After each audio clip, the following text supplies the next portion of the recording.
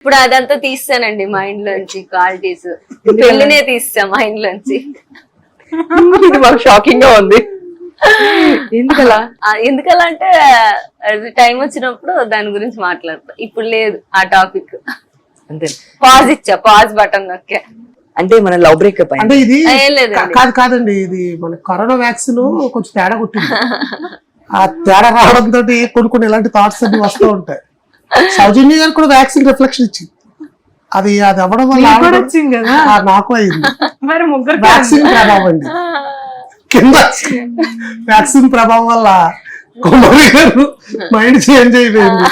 అలాగా కొన్ని ఉంటాయండి, పర్లేదు. సో ఇప్పుడు జనరల్ గా సిరీస్ చేసే వాళ్ళందరూ సినిమాలకు వెళ్ళిపోతున్నారు. సో మీరు ఇప్పటికీ ఇయర్స్ నుంచి చేస్తూ ఉన్నారు. ఎందుకని మీరు ఎక్కడ అంటే చేస్తున్నారు కానీ ఏదో అడపా దడపా అన్నట్లు కనిపిస్తున్నారు తప్ప ఒక మంచి ప్రామిసింగ్ రోల్స్ అనేది రాలేదు? ఎందుకని, ఏంటి రీజన్ ఏంటి? ప్రామిసింగ్ రోల్స్ రాకపోవడం అనేది వచ్చినాయి. ఇప్పుడు నేను అరేబియన్ కడలిలో ఫుల్ లెంత్ చేసా, సత్యదేవ్ గారు అంటే మంచి యాక్టర్ పక్కన. నెక్స్ట్ ఘాటీలో అనుష్క గారి పక్కన చేసా. ఇంకొకటి ఏంటంటే, ఇప్పుడు ఏదైనా చిన్నగా కనిపిస్తూ వెళ్ళడం వేరు, ఏదైనా మంచి యాక్టింగ్ ఉండి పవర్ఫుల్ క్యారెక్టర్ వస్తే పర్ఫార్మెన్స్ ప్రూవ్ చేసుకోవడానికి ఉంటుంది. సో అలా వెయిట్ చేస్తున్నాం, మంచి క్యారెక్టర్ వస్తే చేద్దాం అనేది ఒకటి ఉంది.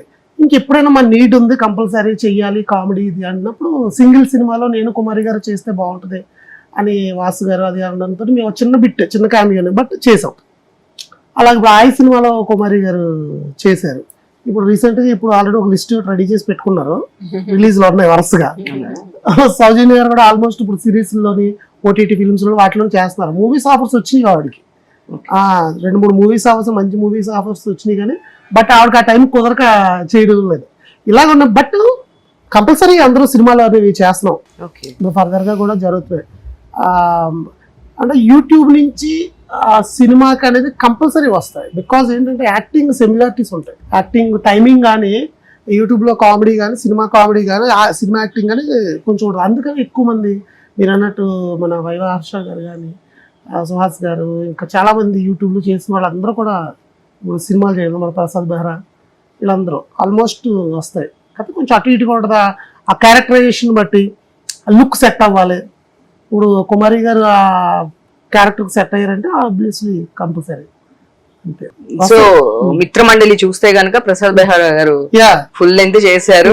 సో ఇట్లా వాళ్ళు కూడా సిరీస్ నుంచి వెళ్ళారు కదా, ఆ క్యారెక్టర్ సరిపోతారంటే కంపల్సరీ ఆఫర్ ఉంటుంది. కుమారి గారు మీరు ఆ సినిమాలో ఆ కొంచెం ఉన్న క్యారెక్టర్ కూడా చాలా బాగా అనిపించింది. నేను మీకు ఇందాక కూడా నేను చెప్పాను రాగానే ఆ క్యారెక్టర్ నాకు బాగా ఎడిటింగ్ లో పోయింది.